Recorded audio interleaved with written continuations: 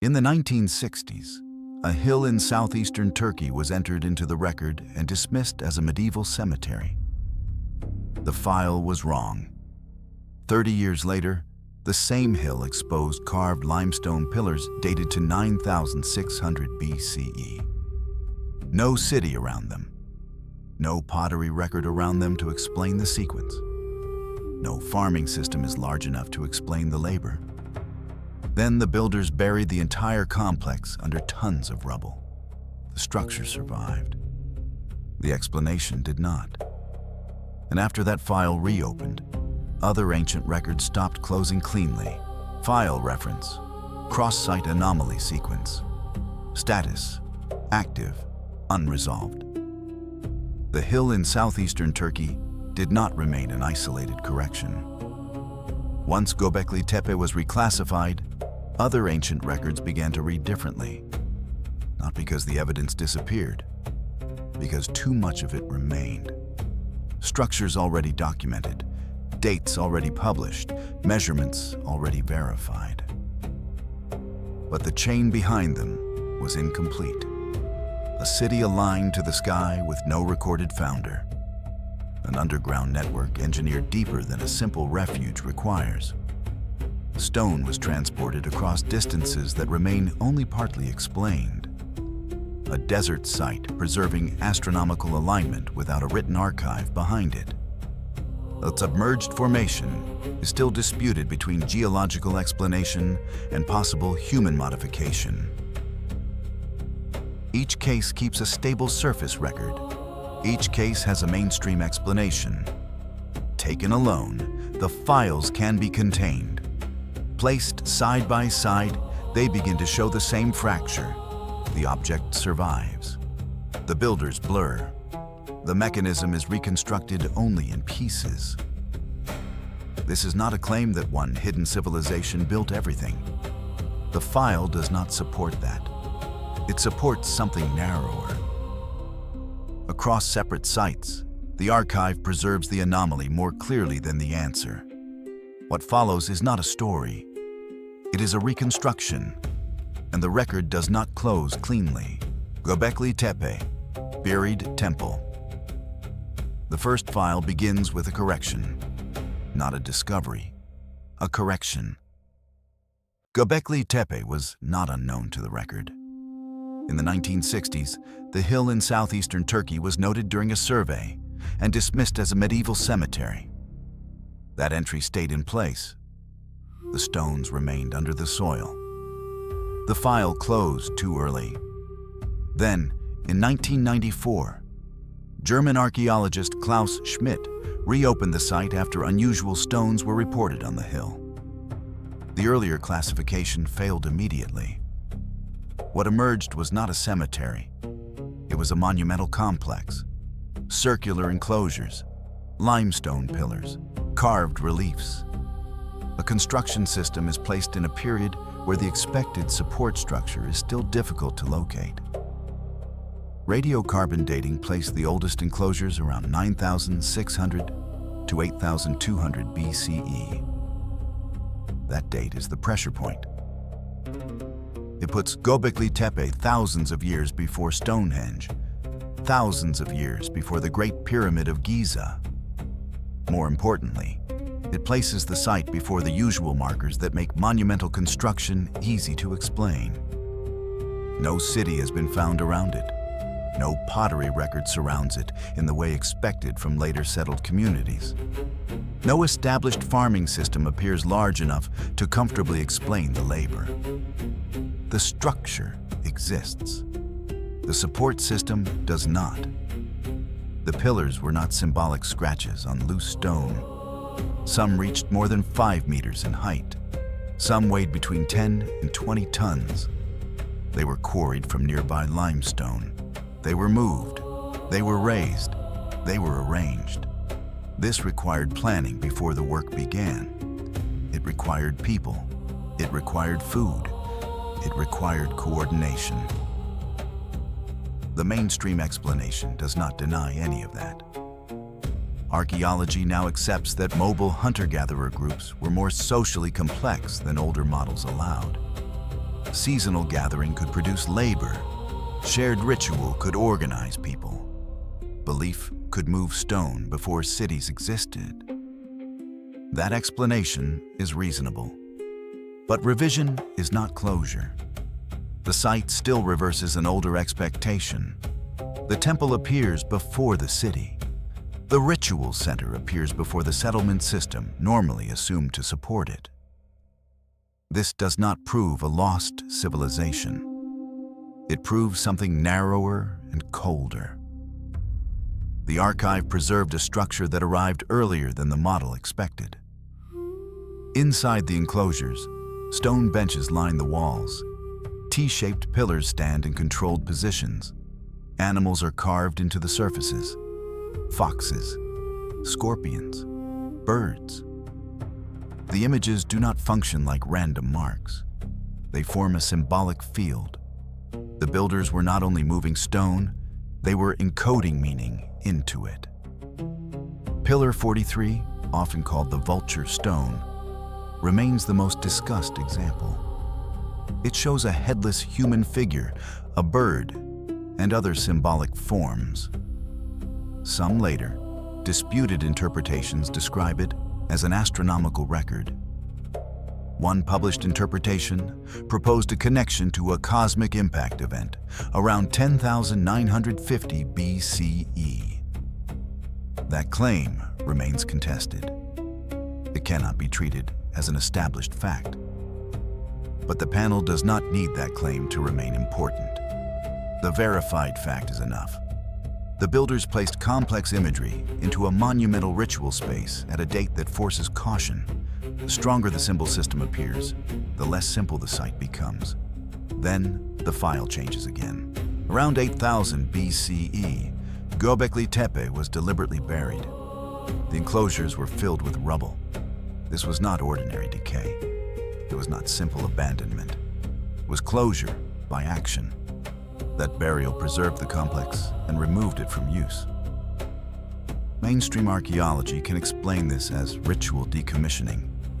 Sacred spaces are sometimes sealed when their function ends. A completed place can be covered, not destroyed. That explanation is plausible. It may be correct, but it does not recover the missing instruction. It does not identify the full reason the site was built. It does not explain why this level of ritual architecture appears where the older sequence expected something smaller. And it does not explain why the same site was later sealed so completely. Only a small fraction of Göbekli Tepe has been excavated. Most of the complex remains underground. The archive now holds more than the first survey allowed. It holds the error. It holds the correction. It holds the dates. It holds the pillars. It holds the burial. What it does not hold is the complete reason. The first file does not end with an answer. It ends with a structure preserved by the act that removed it. A temple before the city. A system before its support is visible. A record was reopened after being closed too early. And beneath the remaining soil, the unresolved part of the file is still sealed. Teotihuacan. Lost builders. The second file does not begin underground. It begins in plain sight. A city stood in the basin of Mexico, large enough to dominate the landscape, ordered enough to suggest planning before expansion, powerful enough that later civilizations treated it as sacred. But the people who built it did not leave a clean name inside the record. When the Aztecs encountered the ruins centuries later, they did not identify the founders. They named the place Teotihuacan, the place where men become gods. That name survived. The builders did not. This is the second rupture. A city can lose population. A dynasty can fall. A language can vanish. But Teotihuacan lost something more specific. It lost authorship. Systematic excavation began in the early 20th century. Leopoldo Batres carried out major work at the site beginning in 1905. Later, surveys placed Teotihuacan among the largest cities of its era. Estimates vary. The source record places its peak population between roughly 100,000 and 200,000 people. Even the lower number changes the scale of the file.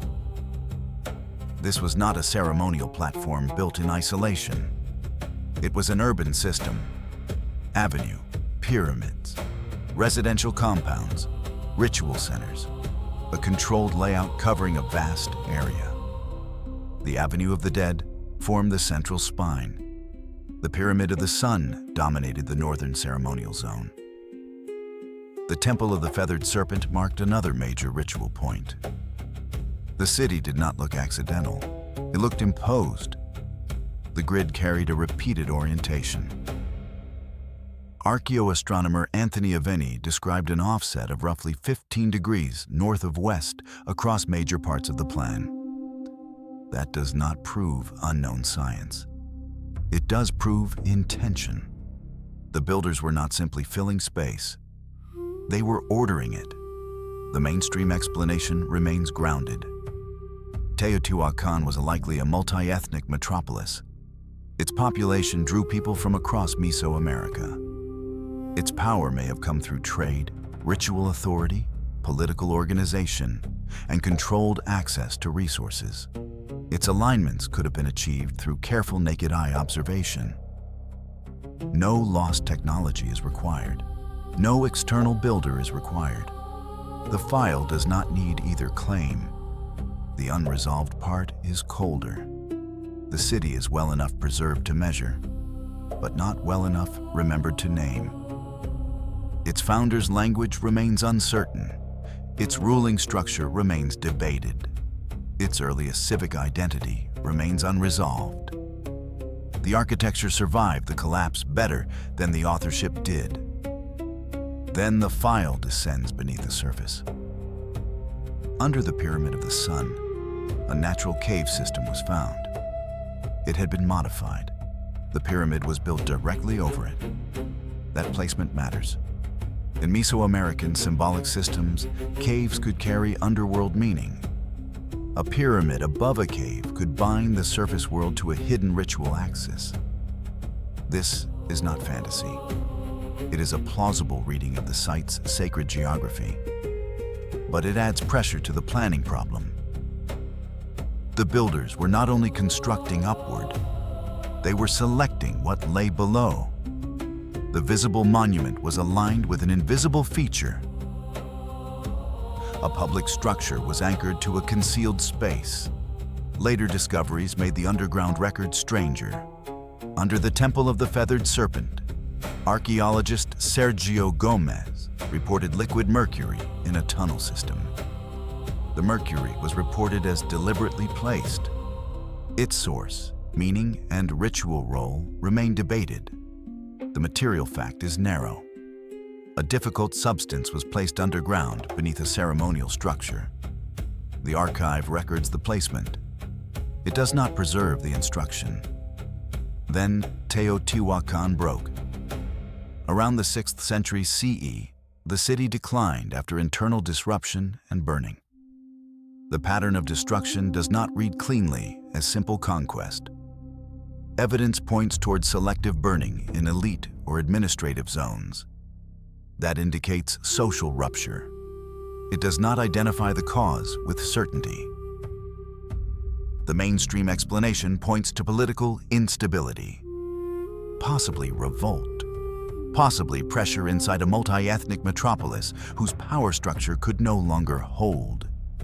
Again, the explanation is plausible.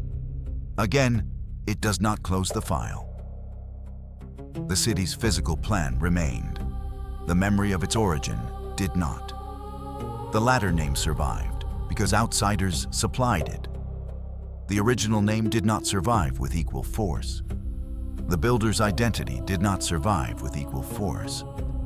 The system was large enough to organize a valley, but not stable enough to preserve its own authorship page. That is the residue Teotihuacan leaves behind. A planned city without a recorded builder. A sacred center renamed by those who came after. A cave beneath the monument, mercury beneath another, burn marks inside the power structure. And a civic memory is empty at the exact point where the file needs a name. Derinkuyu, underground city. The third file removes the sky entirely. Derinkuyu was not found by an expedition. It was found through a wall. In 1963, a man in Cappadocia broke through part of his basement during renovation. Behind it was a room, then another room, then a tunnel. The opening did not lead to a storage chamber. It led into a buried urban system. A city cut downward into volcanic rock. Levels, corridors, air shafts, rooms for people, animals, supplies, worship, and defense.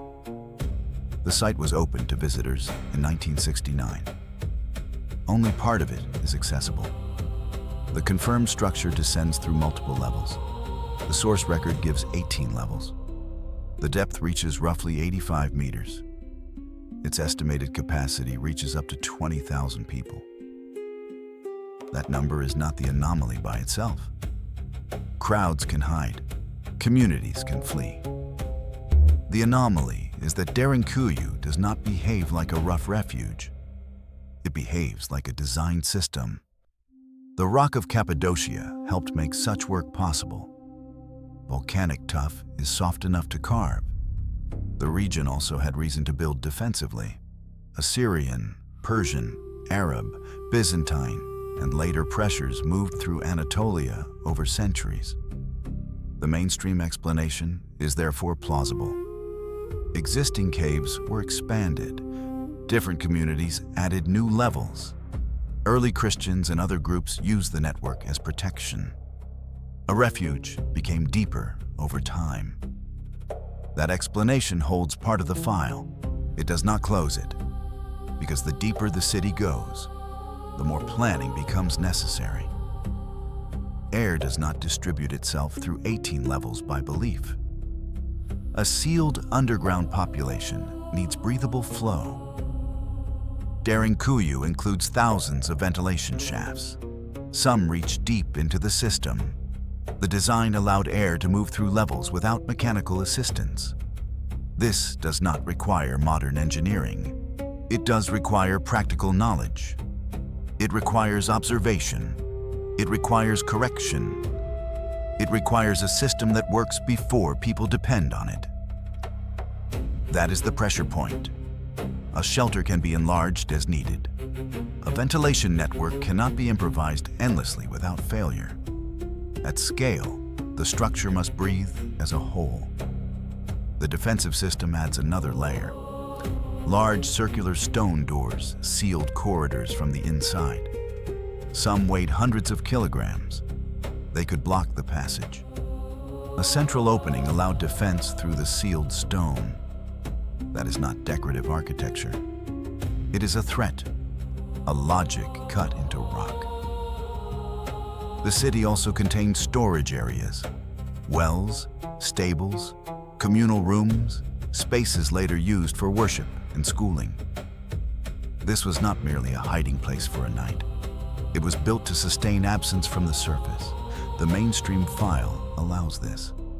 Invading armies made survival underground rational. The region's geology made excavation possible. Centuries of reuse explain mixed features, but the residue remains. Derinkuyu belongs to a wider Cappadocian network. Dozens of underground cities have been identified in the region. Some were linked by tunnels.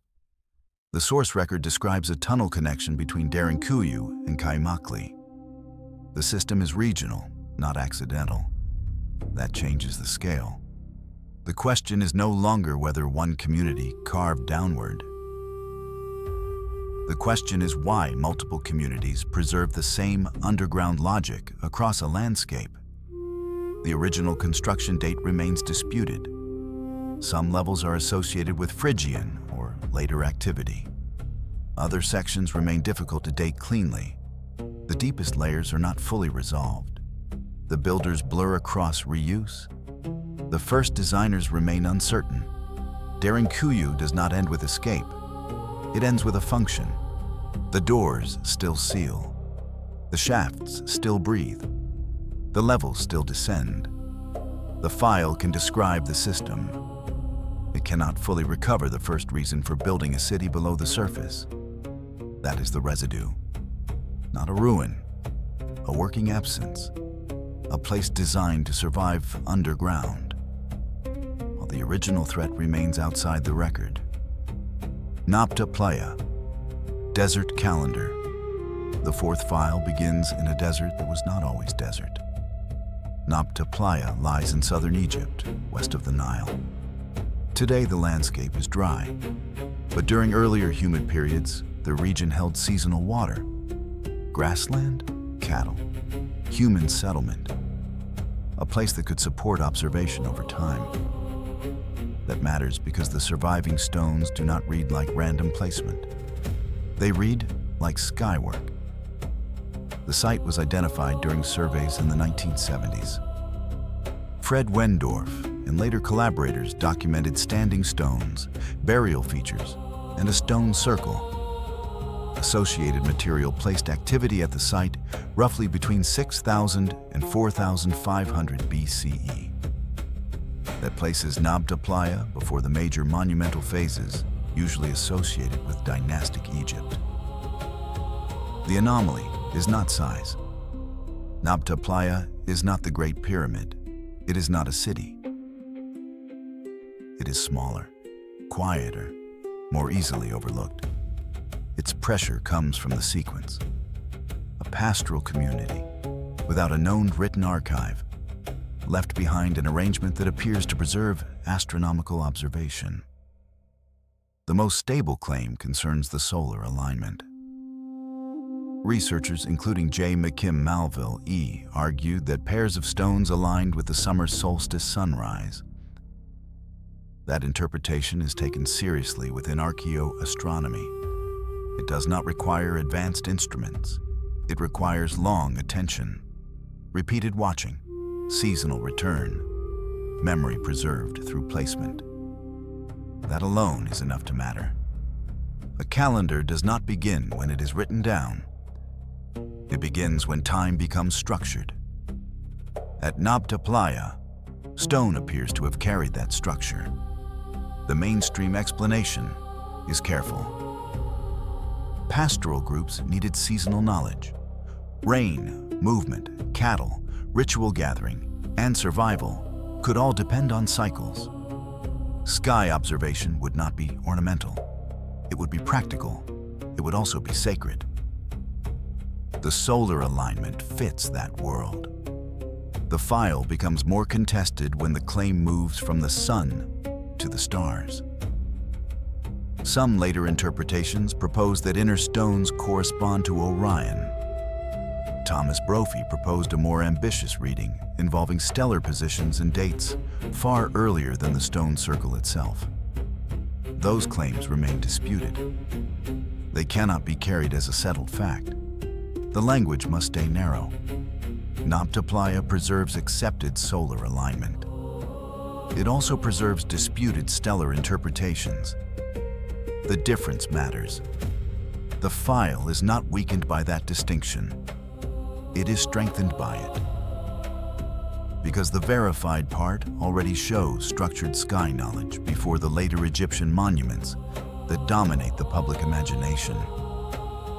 The contested part shows how much pressure the site places on interpretation. The deeper question is not whether every astronomical claim is correct. The question is why this desert site contains enough structure to generate them. Beneath and around the stones, excavations found cattle burials and ritual features. These connect the site to pastoral identity. Cattle were not just resources. They appear to have carried symbolic weight. Later Egyptian religion would also carry powerful cattle imagery. The connection is not a straight line that can be forced, but it is a corridor. As the Sahara dried, populations moved. Some moved toward the Nile. Knowledge may have moved with them.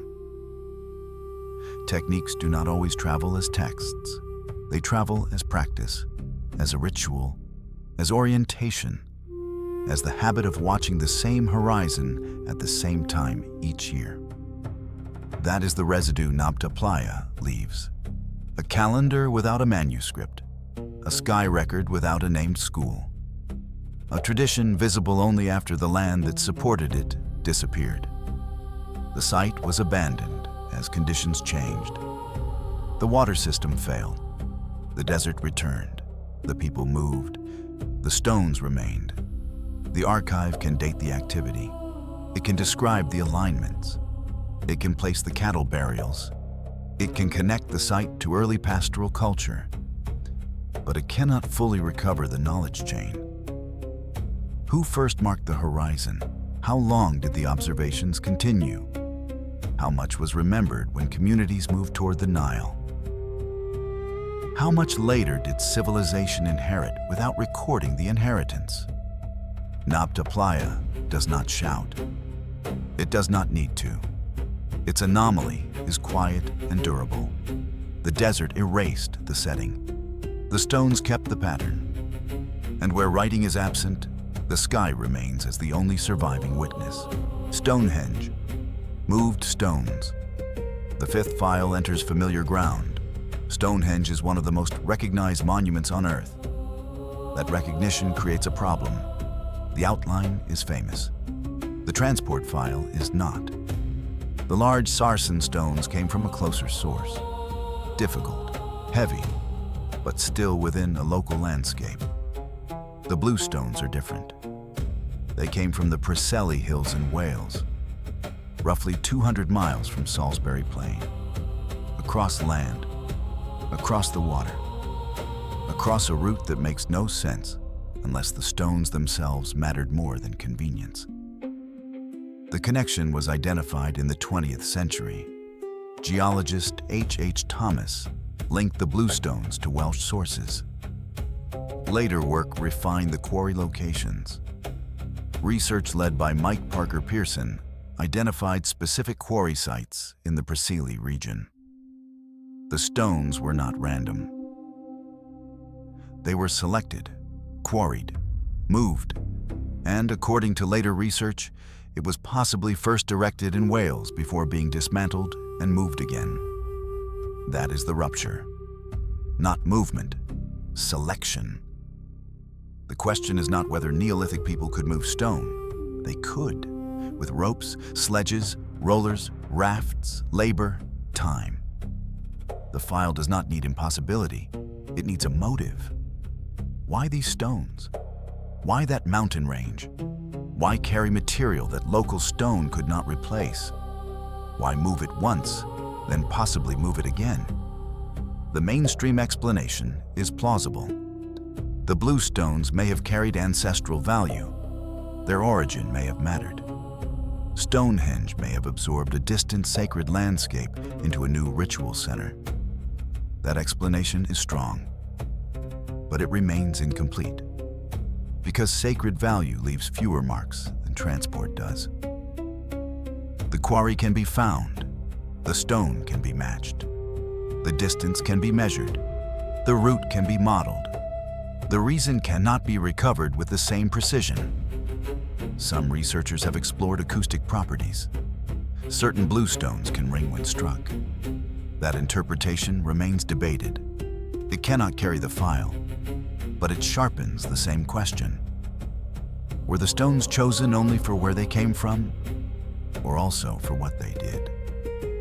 The record does not answer. Stonehenge changed over the centuries. The blue stones were repositioned. Their presence remained active inside the monument's changing grammar. That means the movement was not a dead founding gesture. The stones continued to matter. That is the residue. A monument everyone recognizes. A transport problem everyone simplifies. A material choice is preserved more clearly than the belief that justified it. Stonehenge does not end with standing stones. It ends with selected stones. Moved too far to be ordinary, kept too long to be incidental, and stripped of the instruction that made the journey necessary. Yonaguni Sunken Monument. The sixth file is submerged. Yonaguni lies off the coast of Japan. In 1986, diver Kihachiro Aratake encountered a large underwater formation near the island. Flat surfaces, terrace-like levels, right angles, steps, a structure-like profile beneath the Pacific. The formation became known as the Yonaguni Monument. That name already contains the problem. Monument implies intention. Formation implies geology. The file has never settled fully between them. The site sits roughly 25 meters below the surface. Its visible mass is large. Its planes and edges appear unusually regular. To some observers, it looks modified. To others, it is a natural sandstone formation shaped by fracture and erosion. Both positions exist inside the record. Marine geologist Masaki Kimura argued that human modification or construction played a role. Robert Schoch, after examining the site, argued that the main structure is natural, though he allowed that some features could have been modified by human activity. That middle space is where the file remains, not cleanly artificial, not comfortably dismissed. The mainstream geological explanation is strong. Sandstone can fracture along horizontal and vertical planes. Ocean currents can sharpen surfaces. Natural processes can create forms that resemble architecture. Human pattern recognition can overread straight lines. This caution is necessary. Underwater mystery is vulnerable to exaggeration. A submerged staircase in a video frame can become a lost city before evidence supports it. The file does not allow that jump. But the opposite problem also remains. If a formation on land showed the same combination of terraces, steps, and flat platforms, the interpretive pressure would be different. Context changes judgment. Underwater, geology receives priority. On land, architecture would be considered sooner. Yonaguni sits at that boundary. The dating problem makes the file sharper. Sea levels were lower near the end of the last glacial period. If any human modification occurred when the formation was above water, the activity would need to belong to a much earlier shoreline world. That does not prove a lost civilization. It only creates a condition. Artificial modification, if established, would carry major implications. But the first clause remains unresolved, if established. The archive has not crossed that line. No full excavation has produced closure. No consensus has been reached on the site. No single description satisfies both the visible geometry and the geological explanation. This is not a case where the record confirms construction and loses the builder. It is a case where the record cannot be fully classified. The object is present. The category is unstable. That makes Yonaguni different from the earlier files.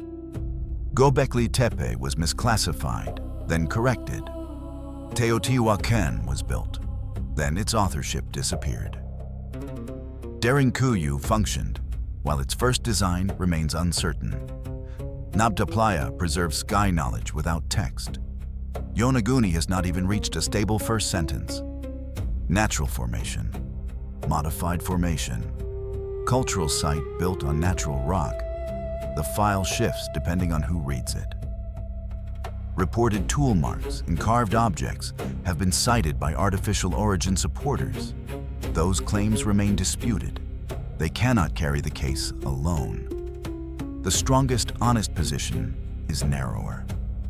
Yonaguni remains an underwater formation with geometric features that continue to divide interpretation. Its force lies in suspension. The sea preserved it. The sea also limits it. Visibility is difficult. Access is specialized. Erosion continues. Evidence that might settle the file is either absent, inaccessible, or already altered by the same ocean that made the site famous. Yonaguni remains suspended in the record. Too regular to dismiss without argument. Too unproven to classify as architecture. The sea preserved the shape.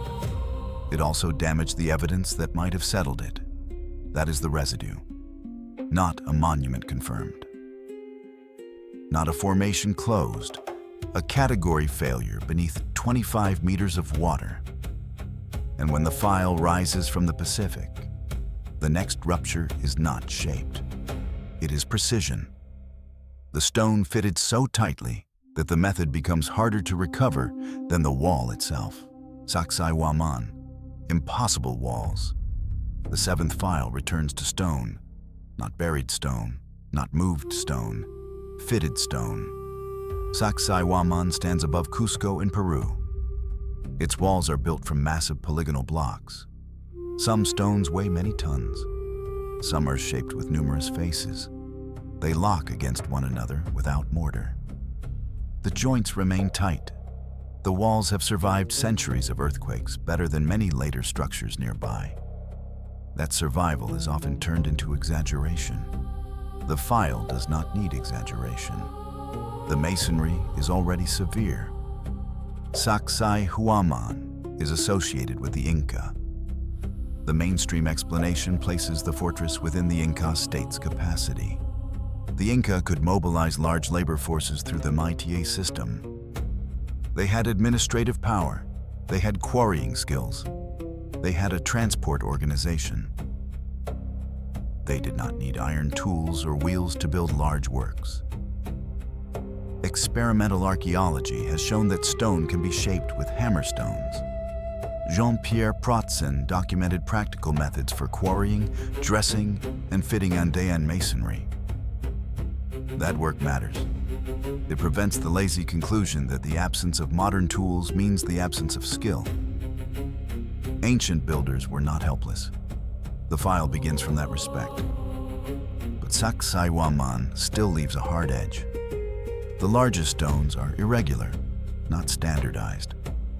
Their faces interlock with the surrounding blocks.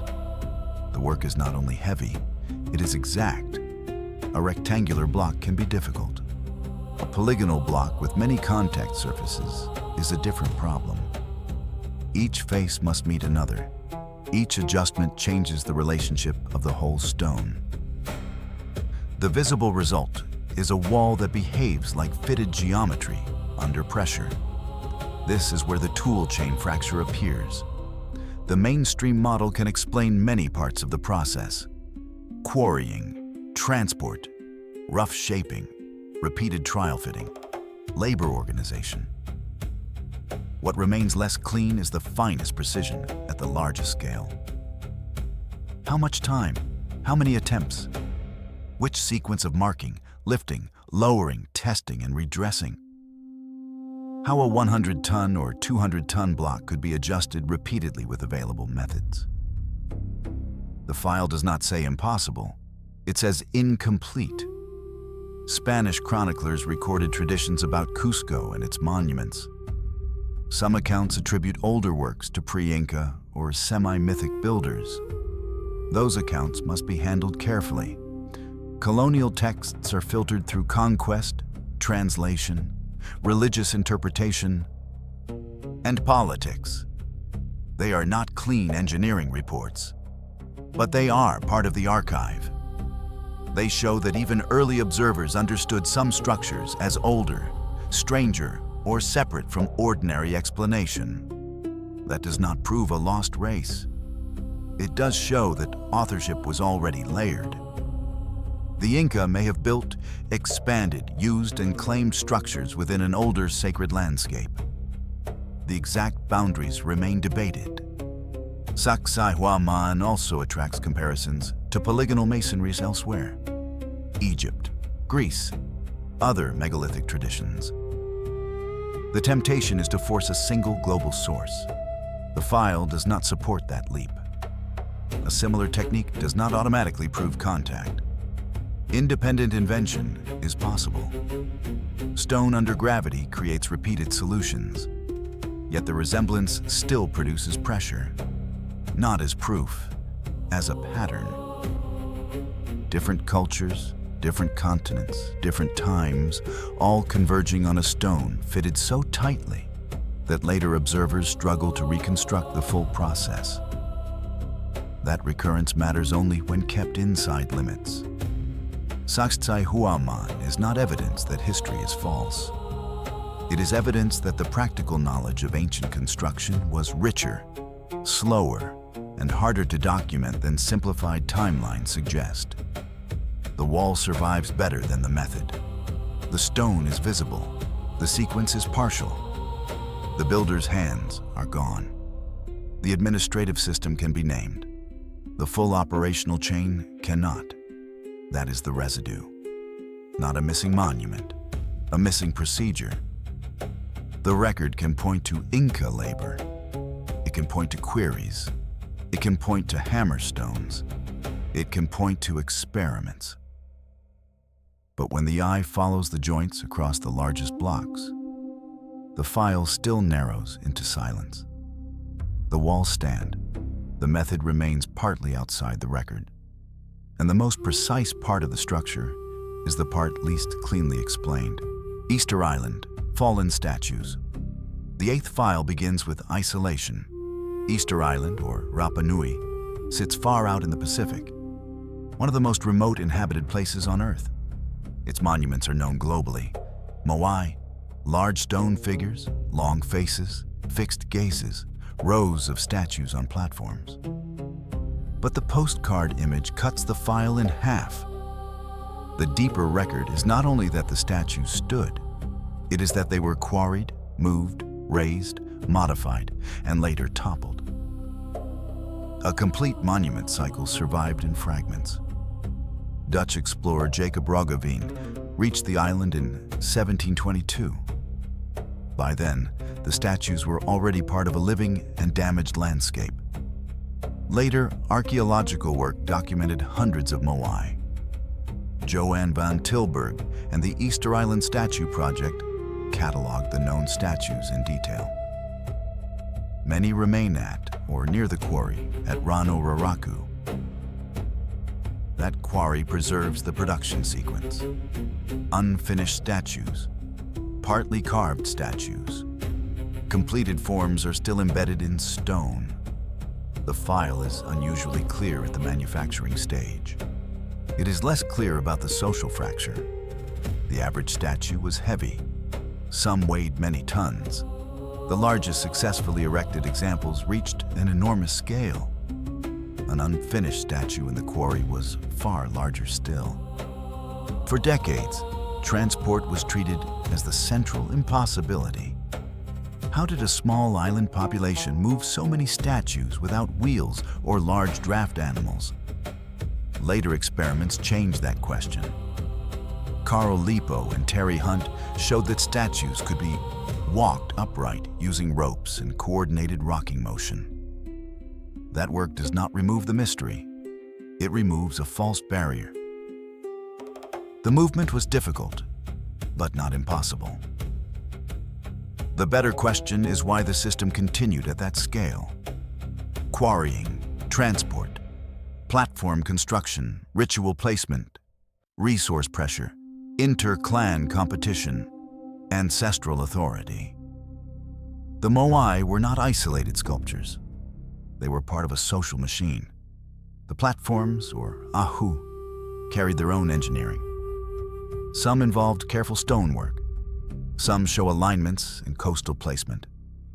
At Vinapu, stonework has been compared to Andean masonry. Older theories proposed South American influence.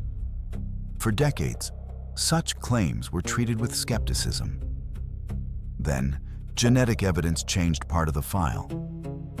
A 2020 study reported evidence of pre-European contact between Polynesians and South Americans. That does not mean the statues were built by outsiders. It does not mean all masonry resemblance is explained by contact.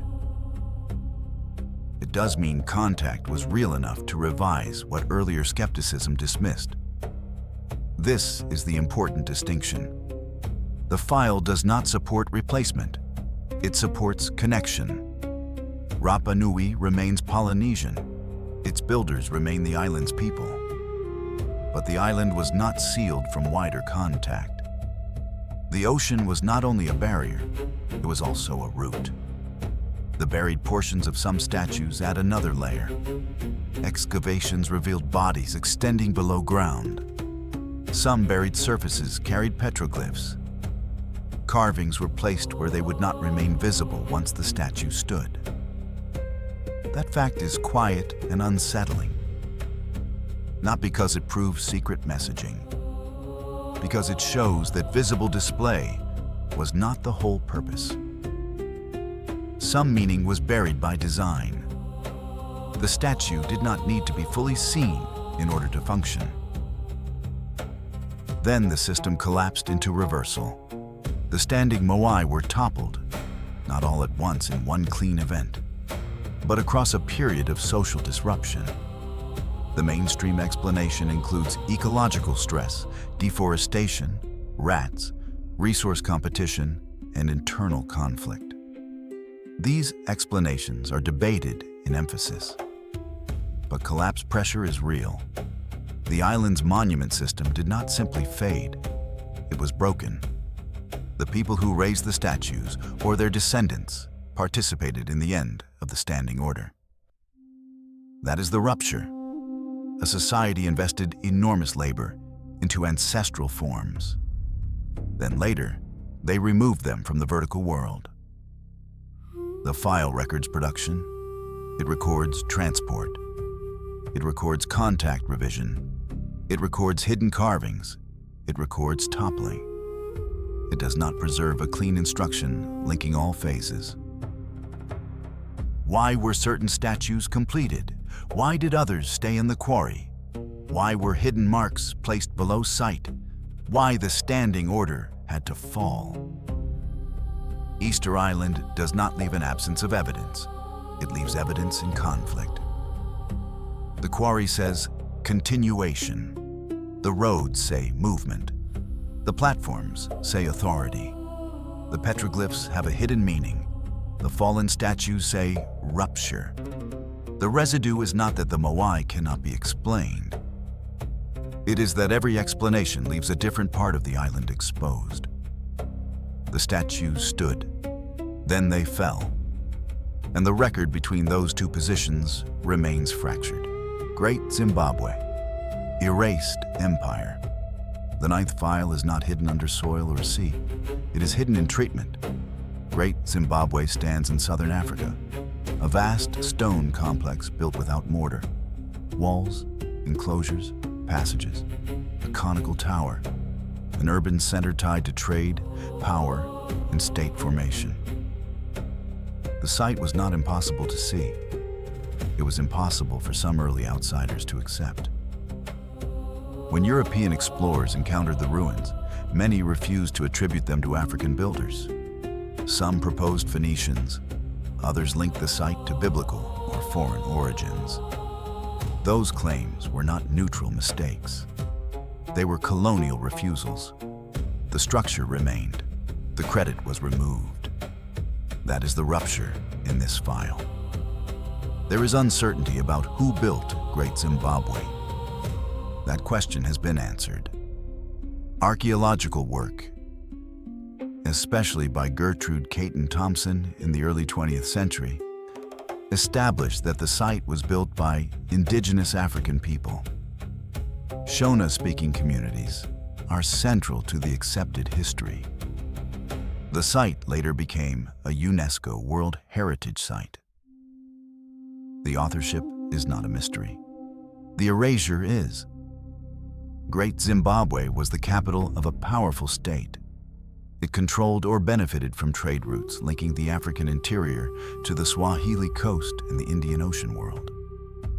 Artifacts connected the site to long-distance exchange. Chinese ceramics, Persian goods, glass beads, gold trade. This was not an isolated ruin. It was part of a network. At its height, the settlement housed a large population. The source record gives an estimate of around 18,000 people. That scale matters. It places Great Zimbabwe inside the history of major medieval urban centers, not outside it. The stonework is also significant. Walls reached impressive height and thickness. Blocks were stacked without mortar. Courses were shaped to distribute weight. The engineering was practical, local, and sophisticated. No foreign builder is required. No lost external civilization is required. The file closes that older false claim. But another file opens underneath. Why did the corrected history remain so weak in popular memory? Why did a major African urban state remain absent from so many standard narratives? Why did the colonial error leave a longer shadow than the archaeological correction? The conical tower inside the great enclosure adds a local unresolved element. It is solid. It does not function as storage in any obvious way. It is not a defensive tower in the ordinary sense. Its purpose remains debated. That does not make it impossible. Ritual or symbolic architecture often resists simple function. But the tower reminds the file that correct authorship does not equal a complete explanation. The builders can be known while meanings remain partial. The decline of Great Zimbabwe is usually linked to resource pressure, environmental stress, trade shifts, overgrazing, or political change. Those explanations are plausible. Medieval cities rose and fell through complex pressures. The site was eventually abandoned as a primary center. Power moved, people moved, the stone stayed.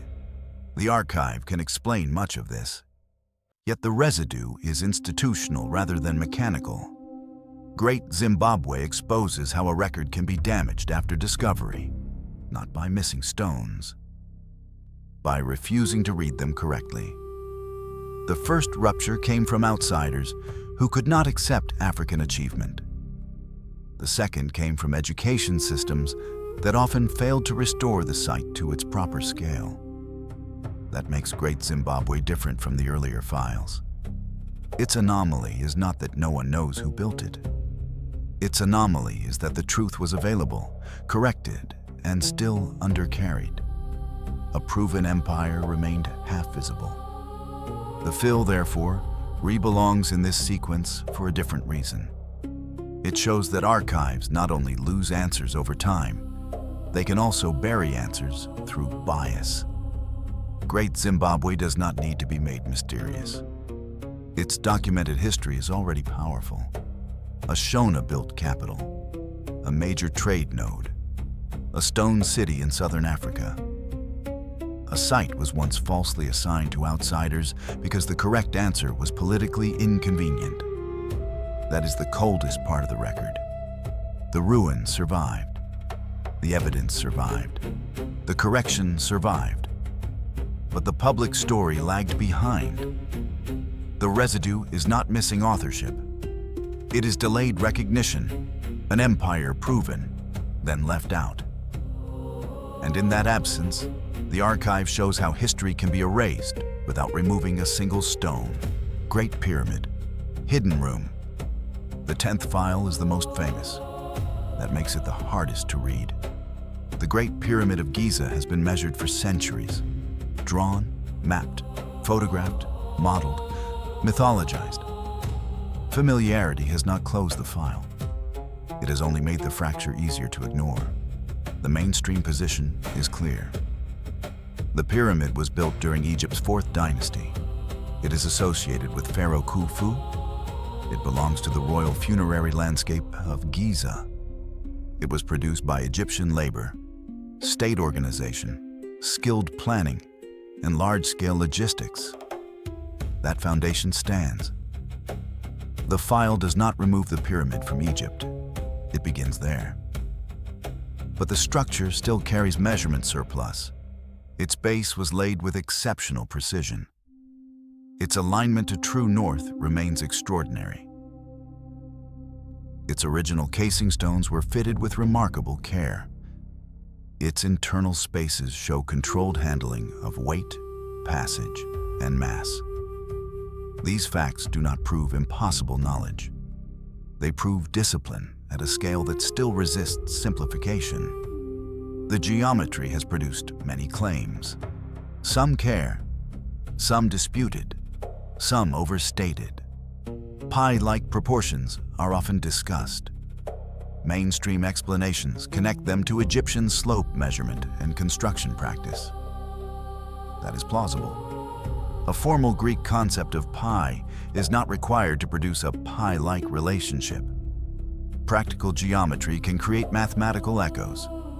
The golden ratio claim is more disputed. Earth measurement claims remain debated. They cannot be treated as confirmed intent. But rejecting overstatement does not erase the structure's precision. The pyramid was not a rough mass. It was measured mass. Inside, the file tightens. The king's chamber, the grand gallery, relieving spaces, ascending and descending passages, a structure carrying enormous weight around narrow internal voids.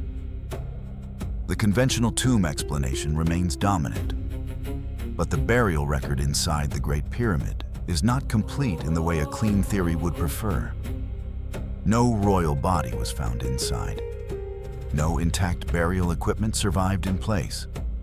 No long internal inscription identifies Khufu inside the main chambers. Robbery, disturbance, unfinished ritual, and changing burial practices can explain much of that absence. They make the absence manageable. They do not make it disappear.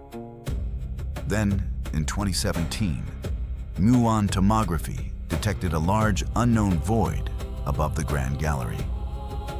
The Scan Pyramids team reported it in Nature. The space has not been physically entered. Its function remains unknown. This is the strongest modern fracture in the file, not because it proves a hidden message, because it is measured and still unread. The void may be structural. It may relieve weight. It may be a chamber. It may be something else. The archive cannot yet say. That is why this case belongs last. The Great Pyramid is not understudied, it is overstudied. And still, one interior volume remains beyond direct access. The file can be named Khufu.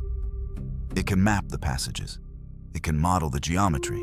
It can detect the void, but it cannot read the sealed space. That is the residue. A public monument with a private absence, a structure known by millions. And one measured room is still outside the record. 10 files, 10 confirmed sites. 10 structures are preserved clearly enough to study. None of them collapses into a single explanation. That is not a failure of history. It is a property of the record. Göbekli Tepe moved the ritual before the settlement. Teotihuacan preserved a city and lost its builders. Derinkuyu functioned as a system without a clear origin point. Nabta Playa held a calendar without a written archive. Stonehenge carried material across a distance without preserving the reason. Yonaguni remained divided between categories. Sacsayhuamán kept its walls and lost part of its method. Easter Island preserved both construction and collapse without a continuous instruction. Great Zimbabwe proved its builders and still passed through erasure. The Great Pyramid holds a measured void that remains unopened. Each file stabilizes at the level of description.